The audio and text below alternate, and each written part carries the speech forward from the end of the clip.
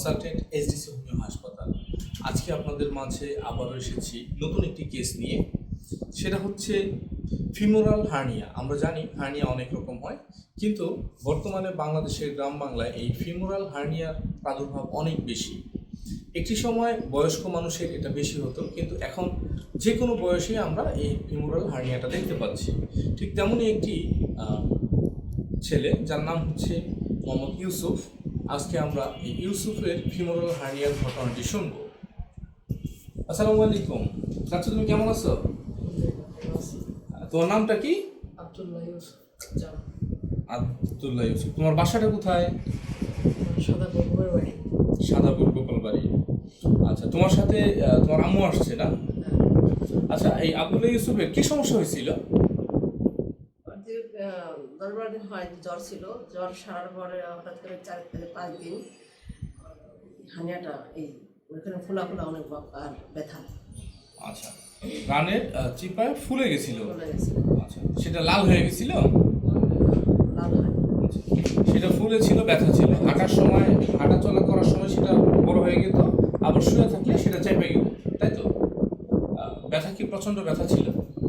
হ্যাঁ, পেট ব্যথা ছিল বেশ ব্যথা ছিল।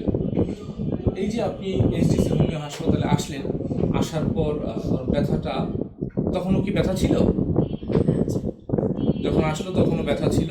তো এইখানে কতক্ষণ, এখানে ডাক্তাররা কি ওষুধ খাওয়ানো হয়েছে? কয়বার খাওয়া হয়েছে ওষুধ? 3বার। আচ্ছা, এই ব্যথাটা কতক্ষণে কমে গেল? আধা ঘন্টার মধ্যেই। আধা ঘন্টার ভিতরে, এই 16 আনার ভিতরে কতটুকু ব্যথা কমে গেল? কমছে, পুরোপুরি কমে গেছে 2%।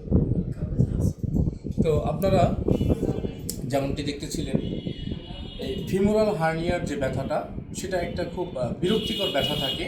সেই ব্যথাটা আধা ঘন্টার ভিতরেই তার প্রায় চলে গেছে, মাত্র 2%-এর মতো ব্যথা আছে। এবং ফোলাটা কি কমেছে? পুরোটা আছে, পুরোপুরি কমা নেই। অনেকটা কমছে কিনা? কিছুটা কমছে। তো ফোলাটাও আধা ঘন্টার ভিতরে কমে গেল, ব্যথাটাও কমে গেল। তো এই ধরনের ফিমোরাল হার্নিয়া বা আরও যেসব হার্নিয়াগুলি হয়, সেসব হার্নিয়ার জন্য হোমিওপ্যাথিতে খুব ভালো রকম চিকিৎসার ব্যবস্থা আছে। তো হার্নিয়া সাধারণত আমরা জানি যে এগুলি হচ্ছে সার্জিক্যাল কেস, সার্জারির মাধ্যমে এগুলিকে ঠিকঠাক করতে হয়। কিন্তু হোমিওপ্যাথি চিকিৎসায় অপারেশন ছাড়াও এই ধরনের হার্নিয়াকে ঠিক করা সম্ভব।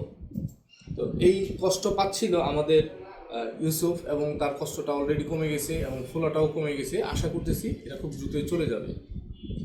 এমনই নতুন নতুন আরও অনেক কেস নিয়ে আমরা আপনাদের সামনে আসবো। ততক্ষণ পর্যন্ত ভালো থাকবেন, সুস্থ থাকবেন। আসসালামু আলাইকুম।